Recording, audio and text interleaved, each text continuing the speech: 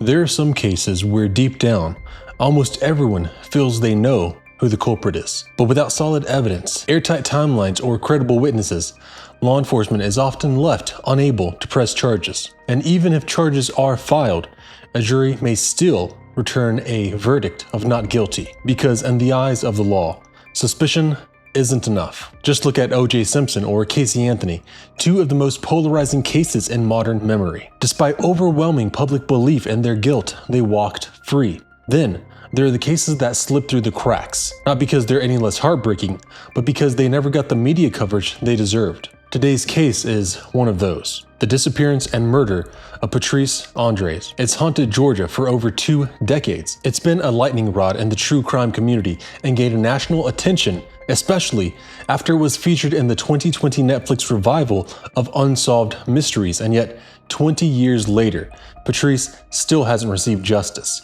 Her killer remains uncharged, unnamed, and free. And her son still doesn't have answers about what happened to his mother. While documentaries and coverage can sometimes lean towards sensationalism, one thing remains consistent across nearly every telling of the case: this strange, unsettling behavior of one man close to Patrice, a man who publicly claimed he carried her skull around.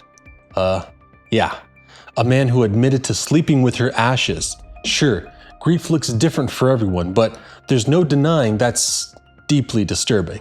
And he's never been charged with a thing.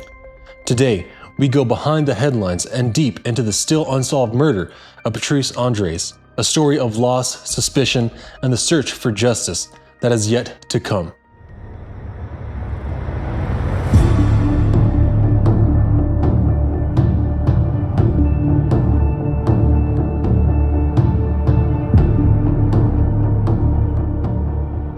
"13 minutes. That's all it took for Patrice Endres to vanish without a trace.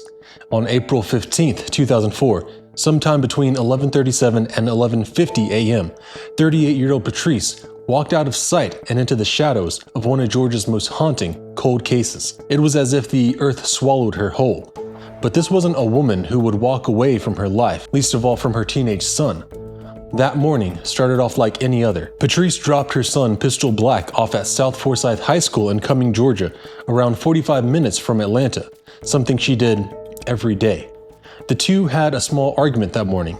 Pistol, who was 16 at the time, wanted to get to school early to see his girlfriend, and as a typical teen with a rebellious streak, he was a little impatient. But even with minor tiffs, their bond was unshakable. She then headed to her salon she owned, Tambers Trim and Tan, located on Highway 369, where a full day of appointments awaited her. Everything about that morning seemed routine, until it wasn't. To understand the weight of her disappearance, you have to understand who Patrice was. She was warm, vibrant, and lit up every room. She had dreamed of owning her own salon since she was a teenager, and when she finally did, it was everything she worked for. Her clients adored her, not just because she made them look good, but because she made them feel good. They'd often linger long after their haircuts just to talk with her. She was bubbly, outgoing, incredibly kind, and simply loved by everyone she knew. But as much as she loved her salon, her clients, her friends, she loved her son even more. Delves Wade Pistol Black was Patrice's whole world. She had him when she was young, barely even in her 20s, and the two were inseparable. Patrice and her son's father, Don Black, separated early on, but remained good friends and in each other's lives. Though Patrice had custody of Pistol, he would visit his biological father quite often. They both wanted to ensure they were in Pistol's life. Yes, it wasn't the idea of picture perfect, but it worked for them. Pistol knew he had two parents who loved him unconditionally, and even though they weren't romantically together, he was able to see two adult figures having a good bond and co-parenting relationship with one another. Patrice Endres was a mother first, a fiercely devoted one. Her world revolved around her son, Pistol. She didn't just raise him, she protected him, laughed with him, lived for him. She went to every one of his sports events, supported him through everything, and even used him as her test subject for new haircuts. They were more than mother and son, they were best friends. They were each other's home. She wouldn't just disappear, and yet, in the middle of an ordinary Thursday morning, in a sleepy town called Cumming, Georgia, she did. Patrice ran her own salon, Tambers Trim and Nail, a one-woman shop in Forsyth County. She was working that morning just like every other weekday. Her first client arrived shortly before 9 a.m. and left around 11:05. Her second client came in just 5 minutes later and stayed until 11:27. At 11:35 a.m., a phone call came in to reschedule an appointment. Patrice answered. The call lasted just 2 minutes. At 11:50 a.m., the phone rang again, but this time she didn't pick up, and no one would ever see or hear from Patrice ever again. A client showed up minutes later for their noon appointment, but Patrice was nowhere to be found. Authorities believe whatever happened to Patrice happened within that narrow 13-minute window. There were no signs of a struggle, no screams, no dropped keys or spilled coffee, just an open salon, an abandoned purse, and a woman gone without a sound. Her clients that morning didn't think anything appeared to be out of the ordinary. If anything, Patrice was just a bit more quiet than her usual bubbly self, but not acting strange. Her car was still in the parking lot, but the front door was wide open. Her lunch sat untouched, appearing like she was just about to microwave it. Her keys and wallet were inside. It was as though she had stepped outside for a moment and simply evaporated into thin air. The only thing that stuck out as odd was money had been taken out of the cash register. But did Patrice take this money, or a complete stranger? But money was found in her purse, untouched. Was this a robbery or a staged robbery? As investigators pieced together the final minutes of Patrice's morning, 2 witnesses came forward with unsettling accounts from around 11:45 a.m. One drove past the salon and noticed something strange. A blue Chevy Lumina with the Georgia Quail Wildlife tag pulled directly in front of the building. An unusual spot, considering Patrice was known to always back her car up to the side door. The salon's front door was wide open. The witness claims to have seen 2 women standing near the Lumina, one with dark hair, one may have been Patrice, and an older woman near the passenger side. Their hands were on each other in a way that looked tense, not friendly. She couldn't tell if someone had fallen or was being pushed. Another independent witness passed the salon around the same time. He described seeing a different vehicle, possibly a blue Ford Taurus or a Malibu, and saw a man with shoulder-length hair near it. Though their descriptions of the cars and people varied slightly, both witnesses noticed something that didn't sit right. And both mentioned that the vehicle was blue. That was a fact. And both were sure of one thing. Whatever was happening outside Patrice's salon that morning wasn't normal. The moment it became clear that Patrice was missing, the community sprang into action. Friends, neighbors, clients, people who loved her rallied together, organizing search parties, posting flyers, and combing through back roads and wooded areas. Investigators jumped on the case quickly.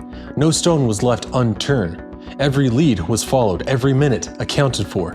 But despite the urgency, the effort, the hope, nothing surfaced. Whatever happened in those final moments outside the salon left no clear answers, only unease. And with no sign of forced entry, no struggle, and no obvious suspect, investigators turned to the one person who always draws early suspicion in the cases where a spouse goes missing: the husband. And that's when Rob Endres, Patrice's second husband, stepped into the spotlight. In 1996, Patrice met Rob Endres, a customer who came in for a haircut. He was 20 years her senior, but despite the age gap, the two hit it off quickly. Patrice instantly felt like Rob was the one. They married in March 1997, when Pistol was just 8. At first, things seemed good. Rob helped Patrice open her salon, financially supported her dream, and played the part of stepfather. But beneath the surface, things weren't as picture perfect as they appeared. And seemingly overnight, Pistol claims Rob's seemingly kind demeanor just flipped immediately. According to friends and to Pistol, Rob was possessive, controlling, jealous. He hovered over her, didn't like her being close to clients or friends, and especially resented the bond she shared with her son. Pistol recalls the shift clearly. Rob started off friendly, but over time, he became cold, bitter. He would make comments under his breath, criticize Pistol, make him feel worthless, and pick at him constantly. Pistol says he always felt like an outsider in his own home, and Patrice noticed. Even Pistol's friends who came over noticed Rob's disdain toward Patrice's son. But according to Rob, he felt like Patrice didn't discipline Pistol enough, and that he was a teen acting up, like most do. And even said, "I didn't see any future in him." Patrice and Rob fought a lot, especially about Pistol. Everyone felt like Rob was mad because he wanted Patrice to himself, but knew she wouldn't let that happen. But Patrice always stood up for her son. She wouldn't let anyone come between them. Patrice and Pistol told each other everything. They confided in one another. And in the weeks before she disappeared, Patrice started talking about leaving Rob just days before she vanished. Patrice confided in Pistol. She was considering divorce. She was tired, worn down. She wanted out. Her son admitted that his mom had been unhappy in their marriage for years leading up to her disappearance. She also asked her son something strange, something that still haunts him to this day. If something ever happened to me, where would you go? It wasn't a declaration. It wasn't even a warning, but it was something that at the time Pistol didn't think much of, but now it feels like a foreshadowing. While investigators worked around the clock to find answers, their first step was standard protocol. Look at the husband, as in most missing persons cases. And in this case, all eyes turned to Rob Endres. At first, Rob painted a pristine picture of their marriage. No fighting, no tension, no signs of anything being wrong. But that narrative didn't sit right with those who actually knew Patrice. Friends, family, and especially Pistol told a different story. One of control, one of isolation, one of anger. One where Patrice had been putting away considering divorce and confiding in her son about getting out. Rob claims he knew nothing about Patrice wanting a divorce leading up to her disappearance. Like most marriages, Rob acknowledged the two had issues they needed to work on, but nothing to the extreme of getting a divorce. According to Rob, the two were destined to be together forever. And then there was Rob's behavior after her disappearance. Strange, cold, off. He claimed to be devastated, but some of his actions raised red flags, ones that still haven't fully been explained. While the community searched and Pistol held out hope, Rob's reactions only deepened suspicions. In the immediate aftermath of Patrice's disappearance, while the community held its breath and her loved ones shattered under the weight of uncertainty, Rob Endres did something unthinkable. The very next day, the day after his wife Patrice disappeared, he changed all the locks on the house. Pistol, just a teenager, devastated, terrified, and desperate for some sense of home, was suddenly locked out. He couldn't get to his clothes, his belongings, anything. Rob shut him out completely, and when questioned, Rob didn't offer comfort or empathy. He didn't claim it was about safety or grief or trauma. He said simply he didn't want to deal with Pistol, that he didn't like him, that he didn't want him in the house. And I mean, seriously, who does this? This wasn't just any kid. This was the son of the woman who had just vanished, a boy grieving, the only person who had always been there for him, a mother who was his best friend, and now, on top of losing her, he was being treated like a burden in the home they once shared. Pistol was forced to go live with his biological father, Don Black, a man who, despite no longer being with Patrice, still loved and respected her deeply. They had remained close friends, and now, both men, the former partner and the beloved son, were crumbling. Don fell into a deep depression. Pistol was left reeling. Everyone who loved Patrice was suffering. Everyone except for Rob. And sure, people grieve differently, but there's a difference between grieving and being cruel, between mourning and shutting out the person who loved her the most. To this day, Pistol's pain over those days hasn't faded. And whatever the bond he might have had with Rob, whatever tolerance he had for the man his mother married, was destroyed the moment those locks turned. So, was Rob grieving, or was he hiding something? As investigators dug deeper, Rob Endres remained at the center of suspicion, but he wasn't the only name on their radar. Two other men, both convicted serial killers, emerged as possible suspects in Patrice's case. And the possibility that she crossed paths with either of them is as chilling as it is surreal. First, there's Gary Michael Hilton, known for his brutal killings across Georgia, Florida, and North Carolina. He abducted UGA student Meredith Emerson while she was hiking Blood Mountain in the Chattahoochee National Forest on New Year's Day 2008, just a few years after Patrice vanished. He kept her alive for days before murdering her in neighboring Dawson County.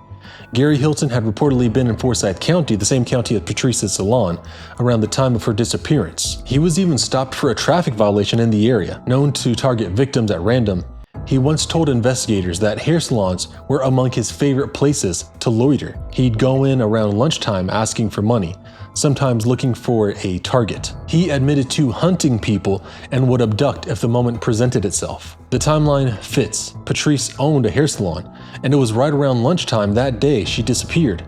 and he never provided an alibi for the day Patrice went missing. But despite the proximity and his disturbing habits, all of his confirmed murders took place in National Forest, which gave him the nickname of the National Forest serial killer. No direct evidence has ever tied him to Patrice. Gary Hilton was known as an avid outdoorsman, so much so that he even served as a consultant on a 1995 low-budget film called Deadly Run, about a serial killer who hunts women in the woods. According to the film's producer, the concept came directly from Gary himself. He allegedly pitched the idea that the forest should be the killer's hunting ground. At the time, it was just a disturbing plot, but years later, after Gary was convicted of multiple real-life murders, many of them in wooded areas, some began to wonder, was this film merely fiction?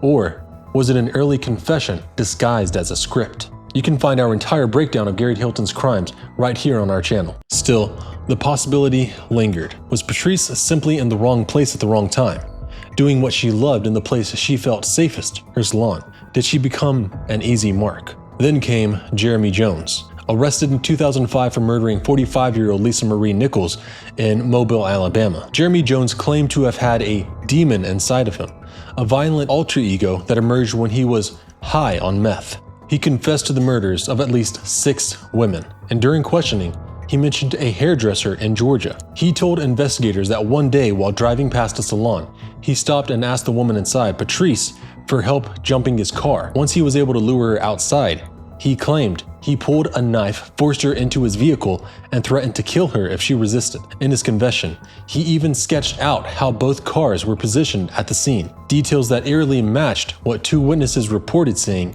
the day Patrice vanished. He said he killed her, then dumped her body from a bridge above Sweetwater Creek in Douglas County, over 60 miles away from her salon. Despite the fact that he eerily described the same vehicle placements seen by witnesses that day, no physical evidence ever linked him to Patrice's disappearance. He even told authorities what appeared to be credible information that only the suspect killer would have. However, investigators couldn't tie him to the scene, to her, or even to Forsyth County at the time. It raised a troubling possibility. Was Jones just another criminal seeking attention, falsely confessing to a high-profile case to boost his own notoriety? It wouldn't be the first time.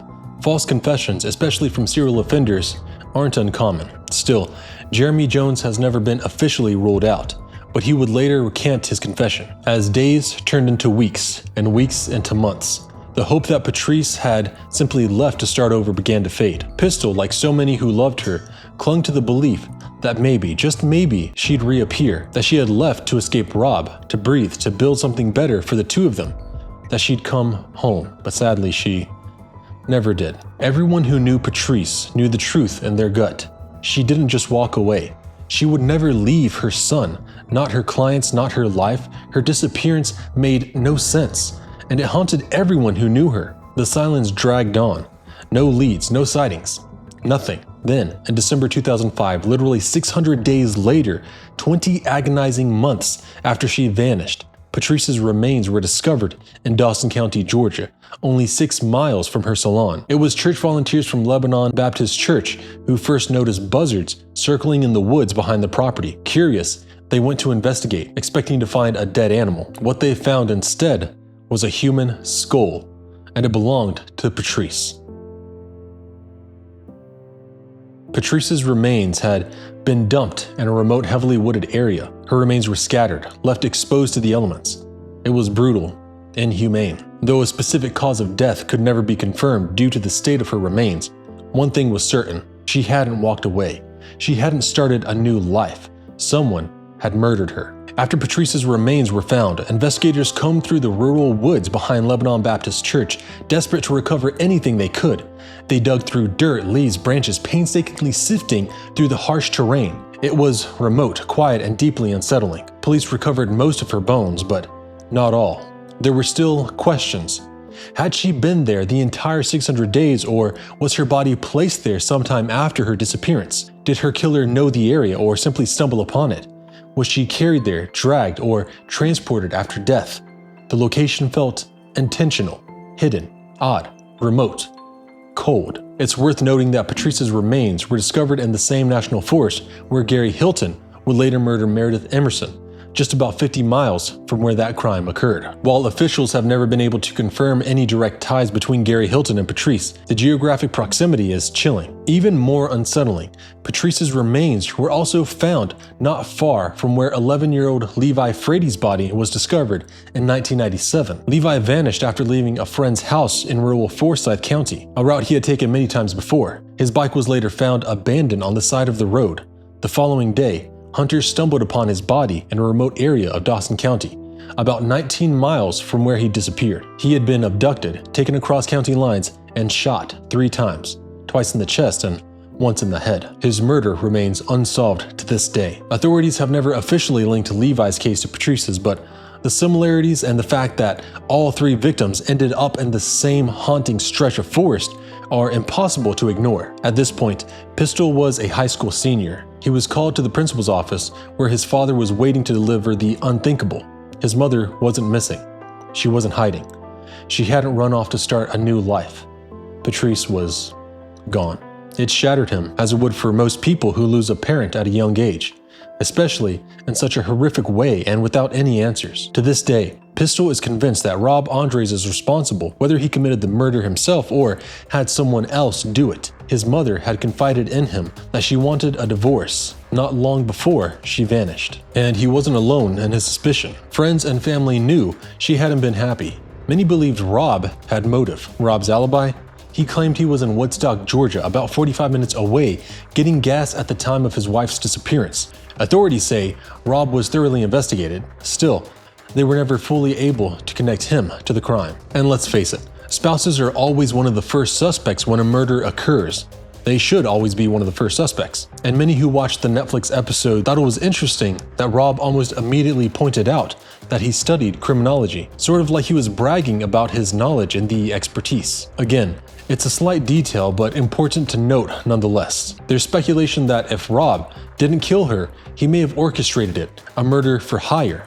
Police say they can't completely rule that out, but they don't believe it's likely. Did he hire Jeremy? Is that why Jeremy knew so much information about Patrice and her salon? Others suggest that the killer was someone who knew Patrice, someone familiar with her routine, a stalker, a client, or perhaps it really was just a random attack, a chance encounter with a predator passing through, a serial killer. Wrong place, wrong time. Then came a confession that stunned nearly everyone. When Patrice's case gained renewed attention in July 2020 through the Netflix reboot of Unsolved Mysteries, Rob's interviews left viewers chilled. His behavior, already strange, crossed into something much darker. Rob told the documentary crew that he asked the funeral home director to reassemble Patrice's skeletal remains so he could see her one last time. He described holding her skull in his hands, carrying it around for a few minutes, and kissing it goodbye. He called it a final farewell, but to many, it was disturbing, morbid, and inappropriate. I picked up her skeleton, in her head, and carried her around for a while. He also admitted to sleeping with her ashes, calling them his teddy bear, saying, "I slept with her." And in a final act that many viewed as pure cruelty, he refused to let Pistol have any of her ashes. Not a single keepsake, not even a personal belonging. Rob kept it all for himself, out of what appeared to be resentment, spite. It was deliberate. It was vindictive. At least that's what it appeared like in the episode. Pistol was left with nothing. No ashes, no items, no closure. Just memories of the mother who raised him with unconditional love, and the pain of knowing he wasn't even allowed to hold a part of her now. In the documentary, you can feel it, how deeply this has broken him. At the time of filming, it has been 15 years since Patrice's murder, and the weight of her absence still crushes him. Pistol's love for his mother is undeniable. You can see it in his face, hear it in his voice, and what he wants more than anything is justice. To this day, investigators still don't know exactly what happened during those 13 crucial minutes. Was it a robbery gone wrong? Money was missing from the register. Was that all it was? Or was it something more sinister? Do the people close to her know more than they are leading on? Was her husband involved in some way? And what about those witnesses who saw the mysterious blue car parked outside Patrice's salon? Who was in it? Who was that second figure near the door? Those few minutes may hold every answer, but the truth remains just out of reach. Another witness who was driving by the salon claims she saw a white van parked outside the salon, not a blue car as the two other witnesses would confirm. And this woman claims she saw an unknown man inside the van. She worked with detectives to draw a sketch of the person, but strangely, the witness would later recount this testimony and claim she made the entire story about the man inside the van up. She was later charged with providing false statements. Why would this witness make up this story? Even go so far as to have a sketch made of the person. One especially haunting detail: Patrice's wedding ring was never found. A distinct custom piece, two bands soldered together with a Marquise diamond center stone. She was believed to be wearing it when she disappeared, but it's never surfaced. Not at the scene, not in pawn records, nowhere. Because this case is still very active, the Georgia Bureau of Investigation has never released all the details. Some evidence remains tightly held to protect the integrity of the investigation and to prevent another false confession from muddying the waters. Then, on October 8, 2023, Rob Endres died in Douglasville, Georgia. If he carried any answers to the grave, we may never know. But if there is one small moment of closure in this storm of grief, it's this. Patrice's ashes and many of her personal belongings were finally returned to her son and her family. After years of being denied even that, Pistol now has something of his mother, something to hold on to, something that's rightfully his. Still, even with renewed attention from unsolved mysteries to countless true crime communities, Reddit threads, and podcasts, this case remains unsolved. It's been over 20 years, 2 decades, and the question still lingers. What happened to Patrice? Someone knows something, someone saw something, and it's time to come forward. Her son deserves peace, her family deserves answers, and Patrice, who gave so much love to her community, deserves justice. This is one of Georgia's most haunting cold cases, and after all these years, the silence still screams. Now, imagine, what if it was your mother, your best friend, your sister? What if the person you loved most vanished without a trace? You'd want answers. You'd fight for justice. Patrice Endres deserves no less. Her son, her family, her entire community has carried this pain for over 2 decades. We cannot let another 20 years pass without the truth. Someone out there knows something. Even the smallest piece of information could help. If you know anything at all, please contact the Georgia Bureau of Investigation tip line at 1-800-597-TIPS or submit a tip at unsolved.com. Patrice deserves justice. Her son deserves peace. And this mystery in the heart of Georgia needs to finally be put to rest. This has been Joshua John with Behind the Headlines. And until next time, stay safe.